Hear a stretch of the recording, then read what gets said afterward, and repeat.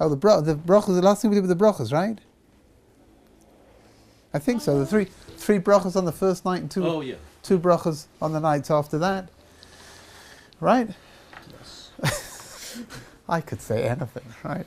There is an interesting disagreement in the halacha about the text for the first bracha, ladlik ner Chanukah or ladlik ner shel Chanukah. There are two different. I thought it was lahalik ner. Huh? That's what my family always said. Lahalik ner shel Chanukah. Okay, so you say the shel. That's good, right? I thought Shechakianu was. Doesn't that come first? No, Shechianu comes last. You say the two brachas. You say the bracha ladlik ner shel Chanukah, and then you say the bracha shasa nisim lavasenu b'amim haim b'azman hazeh, and then on the first night you say Shechianu. Right? That's the last bracha that you make, and then you light the candles. On the second night you make the you make the first two brachas, and you don't recite the Shechianu.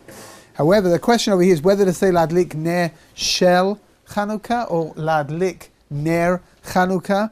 So the emphasis, whatever your minig is, whatever your custom is, that's what you should do. It revolves around the bracha that we make over the Shabbos candles. When we light Shabbos candles, we say ladlik ner shel Shabbat. So the question is whether you're supposed to say shel. You're not supposed to say shel. Whatever you do, it's going to be okay. Wait, whatever you do? within the options of the two different texts available, whatever you do is going to be okay. In the more general concept of whatever you do, no, it's not whatever you do is okay. Just so you should know that you're supposed to recite the brachas before you light the candles, immediately before you light the candles. If you make a mistake and you started to light the candles before you made the brachas, then you can no longer recite the first bracha. Ladlik ner shel Chanukah should not be recited anymore, but you can recite the bracha shel sanisim lavasenu b'amim haim b'azman hazeh, and if it's the first night, you can also recite Shechianu as well. There is a prayer. Could you pass me the siddur, please? There is a prayer that is recited. Patrick, what page is the candle lighting on? 783. In that one. Oh yeah, you've memorized both versions. That's it's 830 and then 783. Look at that. The fellow is right. Either when you're lighting the candles or immediately after you finish lighting the candles, there's a prayer which is recited, which is Haneret Halalu Anachnu Madlikim. Let's have a look and see what we see. It's something very beautiful actually. We say Haneret Halalu Anachnu Madlikim. Ala nisim ala niflois. So we recite it's on page 782 for those of you that are using the today's sponsor is the Likud Siddur. I'm sorry, the Art Scroll Siddur, my mistake. Page 782 in the Ashkenazi version, page 830 in the Nusach Sfard version. And we say the prayer like this, just non-Wasserman edition. Okay, you got me really worried. I thought you were starting at the beginning. You were going to turn it page by page until you got there. We said like this: Why are we lighting? Why are we saying? Why are we? I'll try that again. Why are we lighting the candles? Because of the miracles and the wonders that HaKadosh Baruch Hu made for us. The salvations and the battles that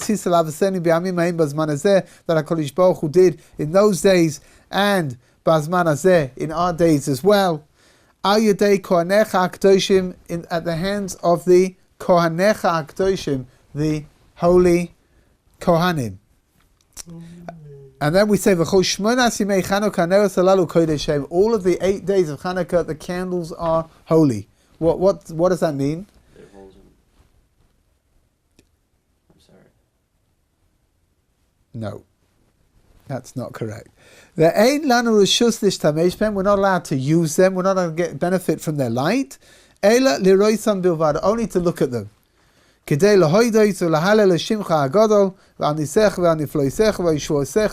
order to be able to praise what it is that HaKadosh Baruch Hu did for us.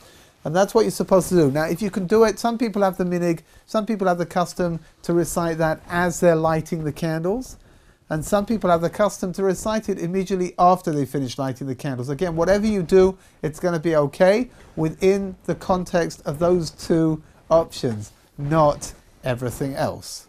Could you technically just light, like if you have enough oil and wick, could you just light it and then keep it on and then just light the next night? What, from night to night? Yeah. No, if you do that, then you can't make the bracha over it. So even if you've got masses of oil, the thing to do would be to put it out and then light it again in order to be able to make the bracha. Oh no. What is this? What? What is this poem? Mauser. Yeah. That's definitely one way of saying it, I guess. There's a beautiful poem which is recited afterwards. Again, I told you my family custom is that we light the candles after sunset before it gets dark.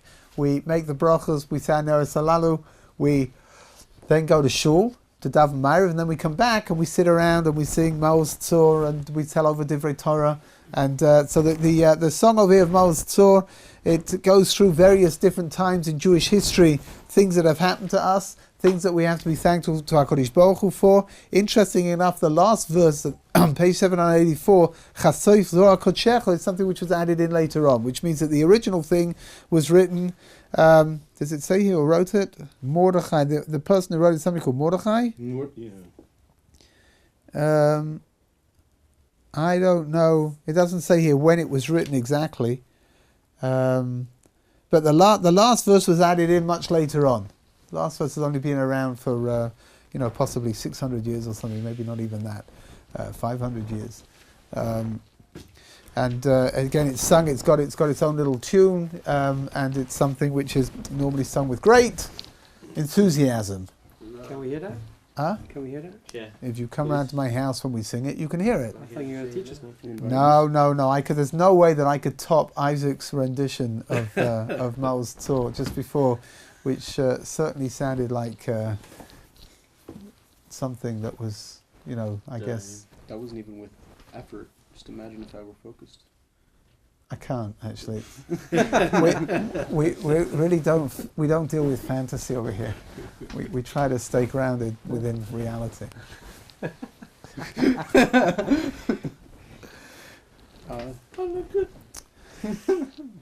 Somebody once told me what ADHD stands for. Attention deficiency. That's what it is. Attention deficiency. Hey, donut. Ooh, donuts. Shh, quiet. Control yourself. Okay. How do you get the candles ready? So on the first night, it's not really that complicated because there's just one candle to get ready. However, on the next nights following, actually. huh? The middle one and the first one? You're right. You're right. Absolutely It's only right. cup or candle. Or to the left. Oh yeah. Yeah, you're absolutely right. Well done. Or get a candy? Maybe more people would be here if you gave out chocolate chips. I don't know. They give out chocolate cake. Do you want right? to bring chocolate chips tomorrow? No, I'm fine. I'm really, I'm trying. I'm working on the what is it, Socrates' horse or something that they try to feed it less and less every day until he almost had it down to needing no food at all and it dropped down dead. Who? Socrates, I think it was. Socrates? Yes. Yeah, man. Okay. I'd do that with horse. Where did we get to? On the first night, it's not that complicated preparing the candles, ladies. On the second night, what you're supposed to do to get the candles ready, you're supposed to get the candle from the first night should be prepared first, and then the new candle should be prepared second. And when you come to light them, you light the new candle first. So when you get to the fifth night, you prepare candles 1, 2, 3, 4, and then the fifth one, the newest one. And then when you come to light them, you light candles 5, 4, 3, 2, and 1. Why is it that you prepare first the oldest one? What does it mean to prepare? To get it ready, to put it in place. Why do we prepare the old one first? The answer to that, of course, is extremely Kabbalistic and very No, you should esoteric, say so. and I can't share it with you because you're too puny to be able to absorb the truth. It has nothing to do with the fact that I don't know, nothing at all. I mean, even if I did know, the answer would be too Kabbalistic to share. That's for sure, right? I will bleed neder. I will try to. I mean, mistama is todiv she'ena todiv kodim. I would imagine. Now that I'm thinking about it, which is So again, you should relish. No, the light, because the first one is the one the new one is the one that you're making the bracha over. That bit makes sense. When you come to make a bracha, you're going to make a bracha over something you haven't made a bracha over yet, right? However, when you prepare, you're preparing whatever the order of whatever was prepared before takes precedence. There's a concept in the halacha called tadir v'she'eno tadir kodem, something which is more consistent. That's reasons why, for example, when we put on in the morning, you put on your talis and then you put on your tefillin, right? Why do you put on your talis and then put on your tefillin afterwards? Because you put on your talis 7 days a week, and your tefillin you only put on 6 days a week. But then, Hashem, you love 8 days. What? That was really bad. Thank you for sharing that with us.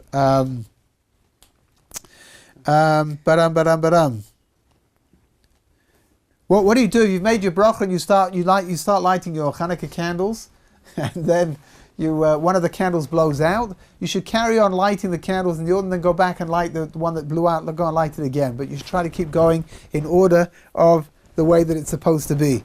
Okay, what do you do if you go to somebody's house? Now, this is going to be a little bit difficult, certainly, I think, to visualize.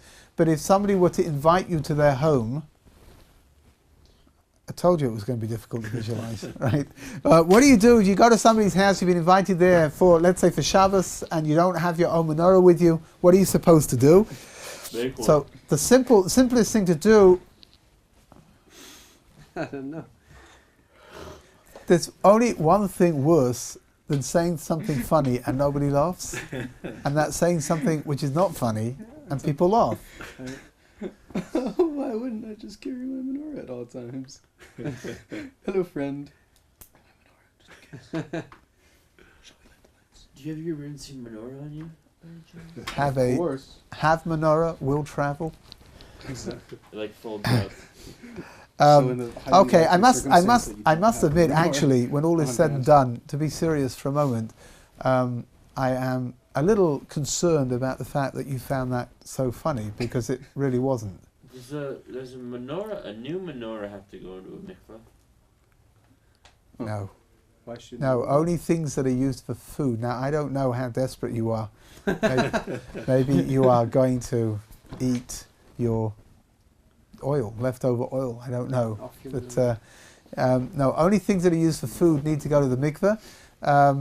My daughter, the first year that my daughter came back from Gun, she came back from kindergarten with her. They made a menorah in school, in kindergarten. They made a menorah. They made not out of clay. They made it out of flour and water and paste. And when the candles burnt down, there was the most delicious smell of toast, because it was like a dough. And there's no qualifications for menorah. It just has to have 8. I mean, if you sure want to sell it on Pesach. Well, we didn't have to sell it on Pesach. It was completely burnt to a cinder by the end. Huh? To sell your menorah on Pesach? No. Actually, it smelled really good. It's toast, with a little bit of butter on top. Does that qualify as something that becomes disgusting after you burn it? Even though it becomes really good? What? Toast? If you want to say said by Probably. Probably. Anyway, Rabbi Sai, here. What do you do if you get invited around to somebody's house and you don't have your menorah with you? Obviously, this is not referring to Isaac, because he carries his menorah with him wherever he goes, whenever he goes. Doesn't matter whether it's Chanukah or not. It's always with him. the problem over here is the other part of the condition is that if you get invited to somebody's house, so you might have your menorah with you, but you still need an invitation. For those people that get invited and don't have a menorah with them, the simplest thing to do is to become a partner together with the person in the house, and that's to give them the equivalent of a pruta. Now, a pruta is a very minimal amount of money. I would say, I don't know exactly how much it is today, but I would imagine it's probably hovering around 10 agorot. If you want to be, if you want to be more careful and make sure that for sure that you fulfill the obligation, then you could give a half a shekel. Once you've done that, you're now considered to have bought your way into the mitzvah, and that way you are, the person who's lighting the Chanukah lights is fulfilling your obligation as well when he comes to light them. There is an inyan for those people who might be having the guests, not for the guest himself, that if you've got somebody who's buying into your menorah, then there is an inyan perhaps to add a little bit more oil in order to make it, to show that you've got an extra partner over here. If he doesn't, then that's okay. The person has still fulfilled his obligation by lighting the candles. Where should you light your menorah? So the emphasis is like this. There's an inyan to light the menorah where you're eating as opposed to where you're sleeping. That's why over here, aside from the fire risks, that's why they light over here in the Chadar Ochel in the dining room.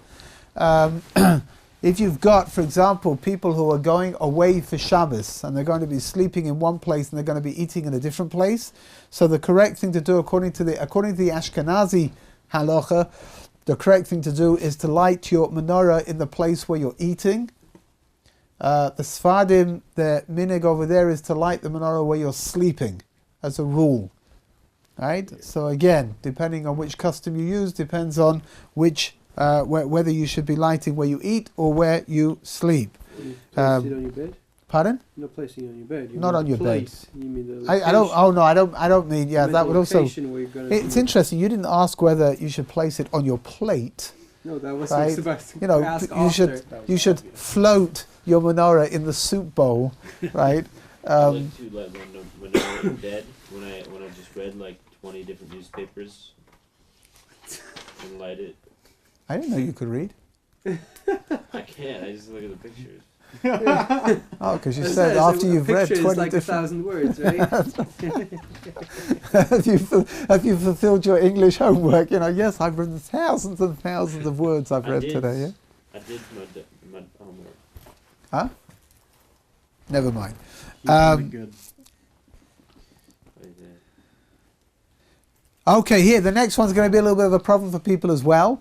If you're traveling, let's say you're going to be traveling and it's not possible for you to be able to light the candles. So for example, let's say you're traveling on a long journey, you're going to America or you're coming back from America, and you're going to be on the plane at candle lighting time, and there's no way when you get off the plane here, for example, you leave here whatever time, by the time you get to where you're going, there's no way that you're going to be able to light candles anymore. You've lost the opportunity, the night is over. So you should buy into a friend's menorah. Again, it means having one, which is going to be a little bit of an uphill struggle, I imagine, for some of you. But it does say, it's a Mishnah in Pirkei Avot which says that you should buy for yourself a friend. Chanukah might be a good time to begin that.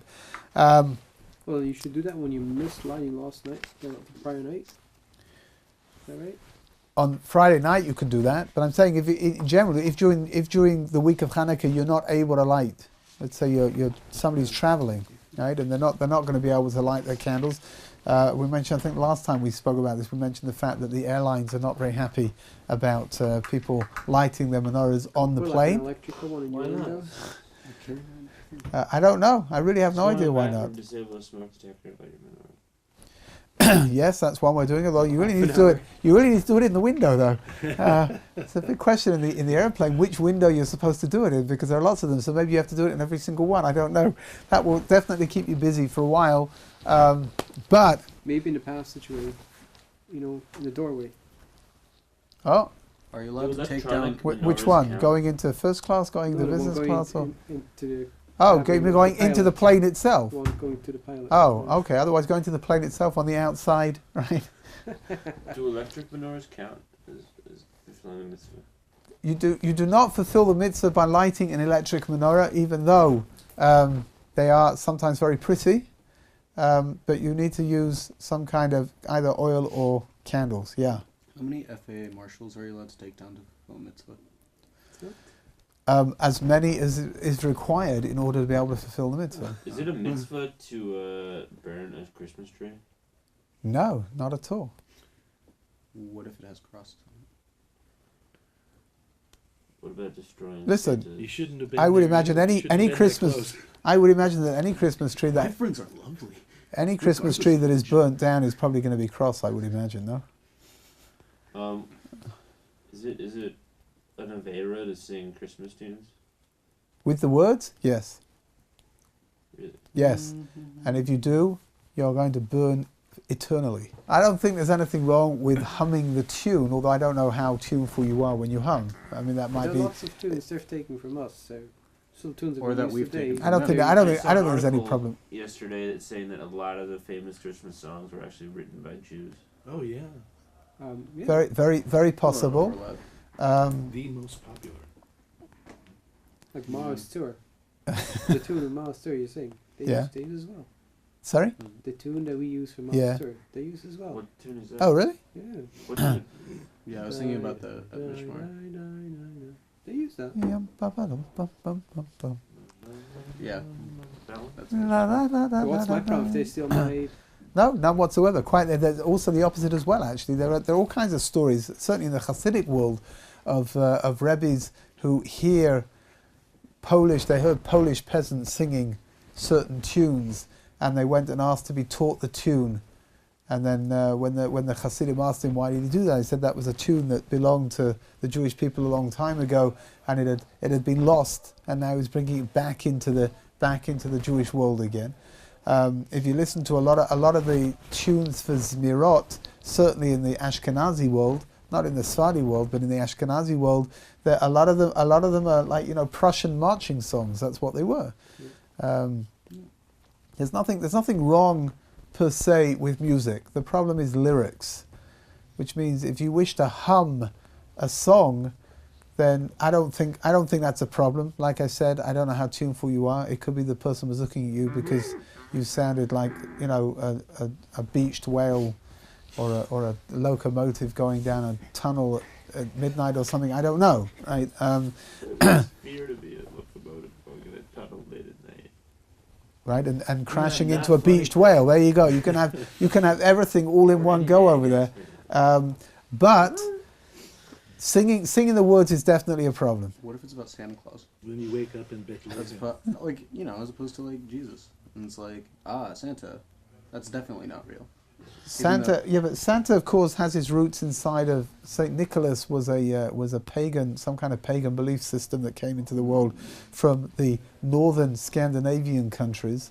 I don't know what to tell you. It's not something you should be singing about, even if it's going to make you behave better. Right? It's not something that you should be singing about. It really isn't. Guess I'll have to keep my hymns to Odin quiet. Yes, I think you should. How old is the ancient Masorah of the tune? Hanukkah, oh Hanukkah, light the menorah. Yes, that's one that goes back, if not into the first temple period, then at least into the second temple period. I'm talking, of course, about the conservative temple that, down the road to the Orthodox one that nobody goes to. But yes, I think we're sort of like we're drifting away. I think from the Drifting on the oil. from the. I think we're drifting away from in the a subject sleigh? matter to be. Huh? Like we're drifting away on a sleigh. I don't think you drift on a sleigh, actually. What is a sled? I'm pretty good at No, it's Sled, sled. a toboggan, Sled? a toboggan. I don't think you drift on a sled either. They do have snow drifts, but that's something else, I believe. Anyway, if you're going away for Shabbos, so what are you supposed to do on Motzei Shabbos with regards to lighting the candles? There are two options that are available. The best thing to do, really, I think, is to leave as soon as possible after Shabbos goes out, which unfortunately means you won't be able to help and clean up and do the washing up and do the sponge on the floors, and that's really very sad. But hey, what can you do, right? And that's to go back to, and then go back to your where you're going to be sleeping on Motzei Shabbos, and to light your candles as soon as you can. If, however, you want to stay over there because they promised you a Malava Malka if you would actually stick around and help, so then you can light over there, and you've got to make sure that you stick around long enough to be able to, have been there for a significant amount of time. Well, what comes first with regards to Motzei Shabbos? Are you supposed to make Havdalah first, or are you supposed to light the Chanukah candles first? So the emphasis, again, whatever you do, it's going to be okay. If you just within those two options, not with regards to anything else. At some point this is going to sink in, I hope. I think the only thing I'll remember from this yeshiva is whatever you do. Okay, that's what I learned in yeshiva. Yes, I heard it over and over and over again. Don't tell me it's not right. What are you supposed to do? Again, whichever option you choose is going to be okay, because I've changed the Lauffer now. You see that? I've been a little bit more exact. Whichever option out of the two that you choose, German? It will be okay. Pardon? Are you a German Jew? Why would you imagine so? Because you're being more exact. No, quite the opposite. If I was a German Jew, first of all, I wouldn't have to announce that I'm being more exact, because I wouldn't be anything but. Right? Yeah, I guess that makes sense. No. If anything, I would have to announce when I'm being a little inexact.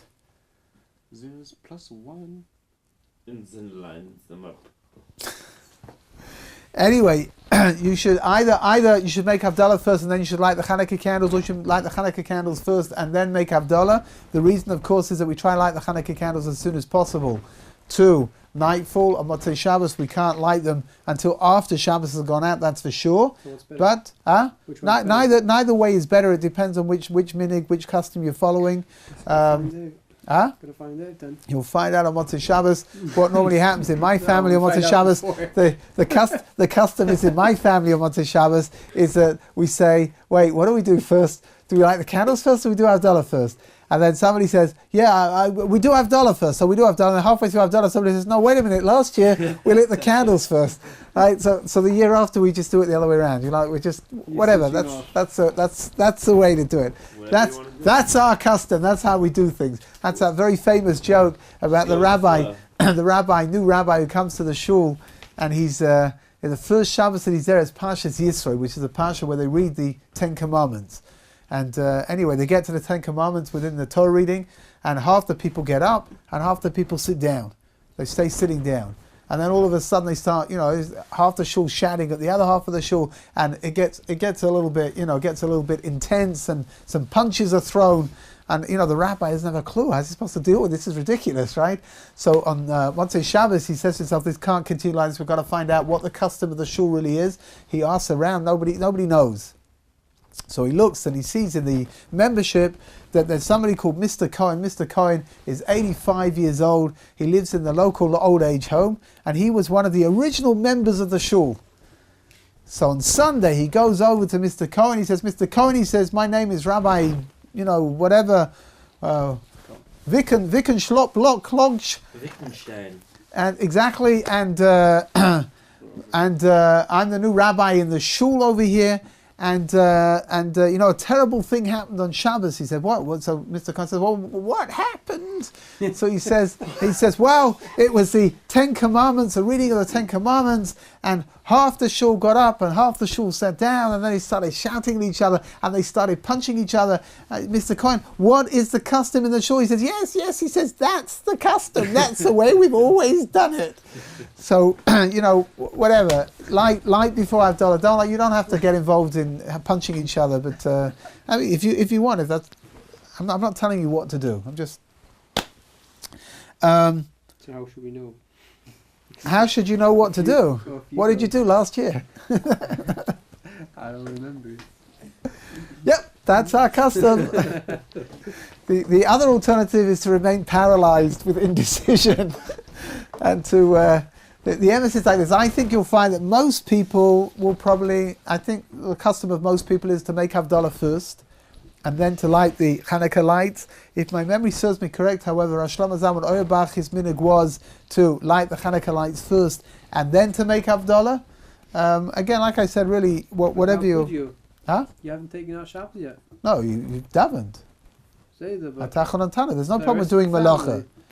Oh, so the rest of the family, the wife, so she'll wait for Havdalah. She's not going to do anything anyway with regards to the candle I lighting. think we learned you should do Malacha before you... Huh? You shouldn't do Malacha before you have Havdalah. You shouldn't. The image is like this. Havdalah is really for being able to eat. Right? The Havdalah that you make inside of davening of Atachon and Tanu, right, is that's really taking care of Shabbos going out with regards to Malacha. The kasha over here about whether you can eat or not, that's what the second Havdalah that we make at home, that's what it's coming to take care of, and to fulfill the obligation of the people who didn't daven. So, for example, women, children, even though by children it's less of an issue, it's less of a problem, but for sure for women. So, with regards to lighting the Chanukah, if they're not lighting the Chanukah candles, it's not a problem. If, for whatever the reason, a woman is lighting Chanukah candles, then she should definitely make Havdalah before she lights the candles. That's for sure. If anybody here is a woman, please take note. Lighting Chanukah candles. It takes one to know one. Lighting Chanukah candles. What are you supposed to do on Erev Shabbos? So on Erev Shabbos, you're supposed to light the Chanukah candles before you light the Shabbos candles. That's the best way of fulfilling the obligation. However, as we've mentioned on several times in the past, you've got to be careful with the candles that you use on Friday afternoon because they've got to last an awful lot longer than they normally do. And those coloured, curly candles that lots of people use are fine for the rest of the week, but they are not okay on Erev Shabbos, and you need to find yourself an alternative. Right? Hold on a second, if you're using oil, then you don't have to worry, just make sure you've got enough oil in there to keep it going for a few hours. If you're using candles, so make sure that you're using candles that are big enough to be able to last the prerequisite amount of time. We're talking over here in Jerusalem, we're talking about an hour and a half. They need to burn for an hour and a half after they've been lit, because they've got to be alight for at least a half an hour after nightfall. What were you saying? You said several hours before you said an hour and a half. What were you referring to there? You had said several hours. Oil. I mean, just saying like this, it needs to stay alight for a minimum of an hour and a half. Right. Okay. Right? The longer after that it stays alight, so the better it is. Shouldn't be the candles also while you still have your student. It's not like the Shabbos candle. Shabbos candle you have to, for a certain amount of time, have to hone off from it, right? Yeah. So here over here with the Chanukah candles, the chiyuv is that they should be alight for half an hour after. Even if you're not present. After dark, even if you're not present. Okay. But the emphasis is like this. You're right. It is better to have more fuel in there to keep them alight, so they should be alight when you come back. The truth of the matter is, you're right. When you come back, if you're only going to keep them alight for half an hour after nightfall, then the chances are you're not going to be back from shul by then. Right? So it's better to put in more. 2 hours. I would say 2 hours plus. Yeah, that it's better to put in more to be able to have the candles alight when you come back, so that you can see them and you can enjoy them at your Suda. Yeah. So you said earlier that we put on tzitzis before tefillin because we put on tzitzis more often 7 days a week. Yeah. And we only put on tefillin 6 days a week. Yes. So then wouldn't it be logical to light the Shabbos candles before the Hanukkah candles and to do Havdalah before Hanukkah, because we do that every week? Yes, definitely. With regards to the Havdalah, for sure, that's one of the reasons why Havdalah should be made, according to those opinions, Havdalah should be made first, is because Havdalah is more frequent than lighting the Chanukah candles. There's a technical problem with lighting Chanukah candles after the Shabbos candles have come in. If people have brought Shabbos in already, then it's a problem. You can't do that, which is why it's a lot simpler to avoid all of the issues and just to light the Chanukah candles beforehand, even though it's men that are lighting the men that are lighting the Chanukah candles, and they haven't. When their wives light the Shabbos candles, they're not bringing in Shabbos for themselves, right? But nevertheless, technically, as long as there's a man in the house, yes, then it's okay to light them afterwards. Yeah. Yes. Or if there was a man in the house who was also lighting the candles, there was no woman in the house, then it would be... Lighting Shabbos candles. Yeah. Yeah, then that's no problem, because again, but when a man lights the Shabbos candles, he's not bringing in Shabbos.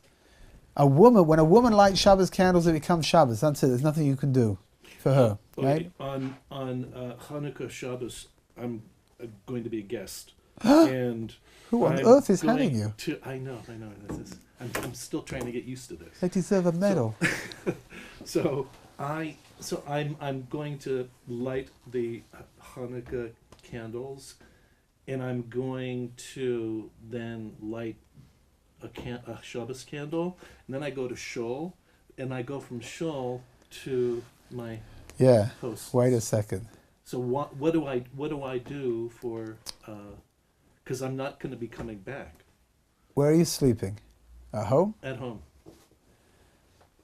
If you can put it out, what are you lighting with your Chanukah candles? What are you lighting with? Oil. If you can put in enough oil that there'll be a light when you come back, then it's okay. What you're doing is okay. If that's not a possibility, then it would be better to either give your host a half a shekel and have him light for you, or to go over there and light over there. The problem with doing that is then that Motzei Shabbos is a problem, because it means your menorah's over there and you'll be at home. And they will have already lit their own candles. Yeah, so I'm just go home after davening, be there for like 5-10 minutes, and go to your host. You could, I presume, actually, you know what? Yeah, you could probably do that. What's that? I tell you like this. Yeah, that definitely sounds like an option. However, I still think that the best option, halachically for Ashkenazim, the best option is to give your host, a half a shekel and buy into in his advance, like letting them know that you're. Yeah. Tell him. So you don't have to be present. No. Okay, I got it. No, you don't have to be there. Okay. I still think that would be a better thing to do, because it does say, again, it's a machlokes between the Shulchan Aruch and the Ramah, but the Ramah does say that for Ashkenazim that you should really light the menorah where you eat. So when you're eating and sleeping in the same place, so it's not a problem, right? During the week when it's not an issue. But on Friday night, it sounds like it's going to be an issue. I think it would be better to give your host a little something. Yep. Shtip him a little bakshish and in advance. Thank you.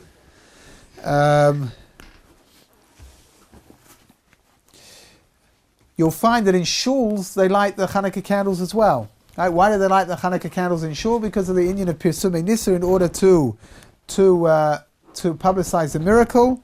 On Motzei Shabbos, you'll see that they're only going to do it after the Atach and Antanu has been recited.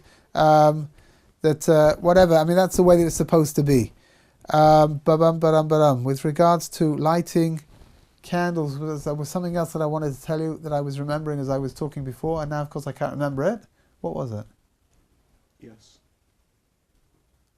No, I don't think that was it. Huh? I don't think it was regards to Shabbos either. I think it was just a Shabbos. How long you have to enjoy the light. I mean, you're not supposed to take enjoyment from it, but you have to see it for a certain amount of time. I mean, they have to be a light for a half an hour. But you don't have to I don't know what the pshat is by what you were saying. I don't know how long you would have to go back for. For the Shabbos candles, it's posh, right? You have to have some sort of an off. Yeah. Right? But that is Yeah. diagonally opposed from. So from here. candles. You're not supposed to get hung up on it. So here, the kasha over here, it's an interesting question. Like the kasha over here is, if you're going to do what your suggestion, right? If you're going to go home, how long do you have to go home for before you go on to wherever you're going? I don't need to look it up. I don't know. I don't remember. You're not going to make kiddush and. You're not going to make kiddush. You're not going to eat over there, which means it's not your mokum suda. But for whatever the reason, it's not. I know it's not possible for you to light wherever you're going to be eating for whatever the reason. So if that's the case, how long do you have to be at home for after night? When you say give your host a little bit something to be yotze there, you want to be yotze kol days. That's what you're saying. I'm saying like this, that if you give your host something, then you become a partner together with him. You have a shutuf, mamish a shutuf, right? So he could, well, huh? Well, if you light his home as well, you just want to be yotze kol. Nah, so the kasha over here, how can you make a bracha? The problem is like this. The problem is like this. If you're mechuyev, if you're obligated to make to light where you're eating, then you can light at home, but you can't make a bracha over what you're lighting. There's no real obligation. You're just lighting in order to have the menorah there, right? In order to have the Chanukah lights, but you're not actually fulfilling your obligation through that lighting. Well, the Ramah says you should light where you eat. Yeah. So I would not say the brachas, the two. No, I'm saying like this. If you decide that you're going to give your host, you're going to become a partner together with him, right? Then that's okay. He's fulfilling your obligation now with regards to lighting Chanukah candles. If, for whatever the reason, you decide that you want to have the Chanukah light in your home anyway, then you should not make a bracha over them. You should just light them, right? Okay. Again, I'm not recommending that you do that. I don't think you need to do it at all. But for some people, it's like they want to do it. It's important that they do it, right? Okay. Thank you. Okay, we add into davening and into benching a special paragraph called Al HaNisim, which is found on page 112. The first place it is found is on page 112. 112? Page 112, 112, 112, 112, 12 minutes past 1. I don't know how else to say this. If you haven't got it, then... I don't think I'm capable. What's the vav in parens? It's a question inside of halacha whether you need to say va al hanisim or whether you just say al hanisim. Again, whatever you do within those two options is going to be okay. If you say the va or you don't say the va. I had one of my sons years and years ago when he was a little kid. So that he also learned that song al hanisim v'ala pulka, but he didn't learn it properly. So he kept singing al hanisim v'ala pulkas. I don't know why he was singing about chicken legs. I've got no idea, but whatever. On Chanukah. Are you referring here to the Matisyahu? Yes. Okay. Good. Which is on which page is it in your siddur? 204. 204. Ala nisi v'ala polka v'ala gvuis v'ala choice v'amuchomo shasis alavateni v'ami meim b'zman hazeh. Okay, let's have a look on the next page. On Chanukah, b'mei Matisyahu ben Yochanan Kohen Gadol Chashmonahu v'anav. So they were talking about in the time of Matisyahu, the son of Yochanan the Kohen Gadol, and the Chashmonaim. Right, they came from the area of Chashmonaim.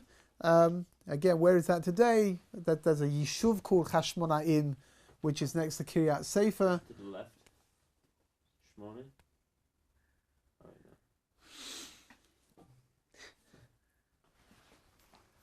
Okay, I think we're just going to keep moving over here. That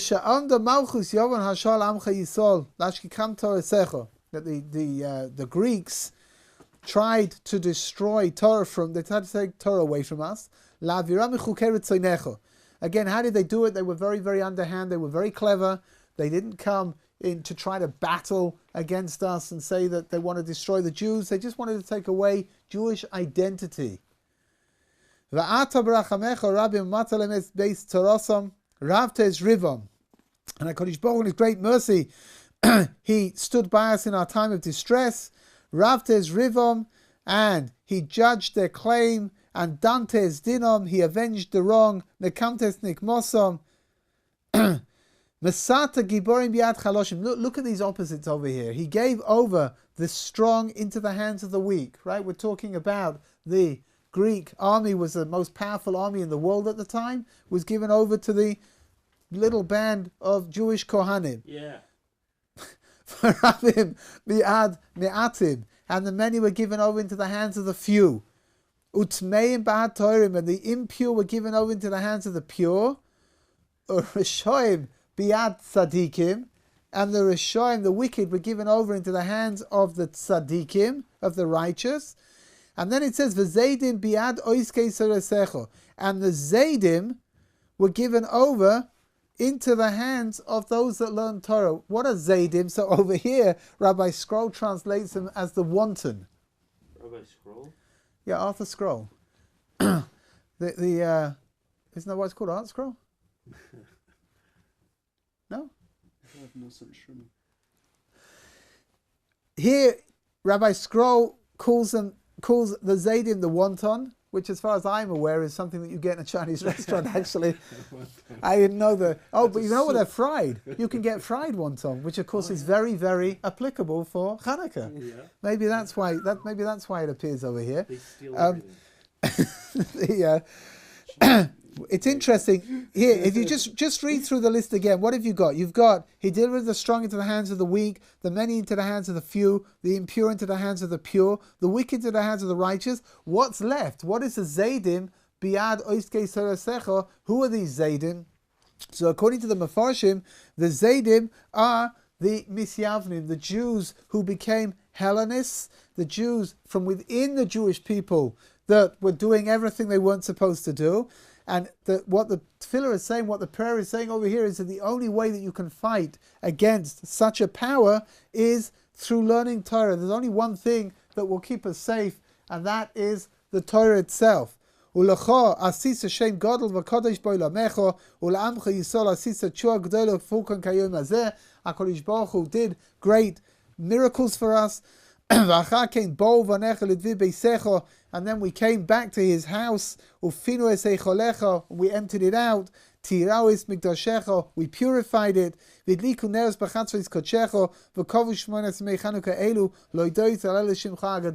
All of that, of course, was being done. That's why we're celebrating Chanukah, in order to be able to commemorate what took place.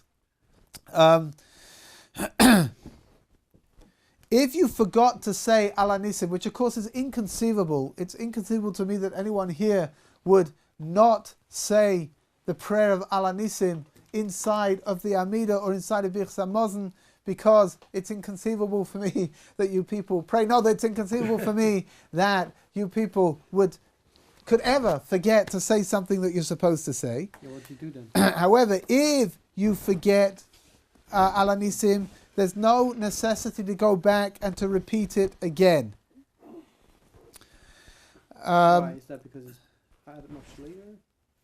Was the Rabbanan, or what's the reason why? Because it was added in, because it's the whole thing is D'Rabbanan anyway. So things that are Suffolk D'Rabbanan, you don't have to go back and do them again. Inside of the Amida, if you remember that you hadn't said it, you can recite it after you say which really signifies the end of the Amida before the last paragraph. At that point, you can then recite it. What's the pshat? Why do you not have to repeat it? Why do you not have to repeat it? Because, for example, Yalav Yovoy, when it's Rosh Chodesh, if you forget to say Yalav Yovoy inside of benching, inside of davening, except at the night time, you need to repeat it. Not benching, inside of davening, you need to go back in the Amida, you need to repeat the Amida again. Why is that? Because an additional korban, an additional sacrifice was offered up. Over here, there were no additional korbanos that were added on. Therefore, you don't have to go back and repeat it if you forgot, not you, if a friend of yours forgot to say it. Oh no, wait, you don't have any. If someone who you knew forgot to say it, then you don't have to go back and say it again. Okay, we're going to stop. We've got a couple more halachas mit Hashem to learn about Hilchos Chanukah, and then I think we're going to start learning the halachas of Hadlakas Neiros, of lighting Shabbos candles.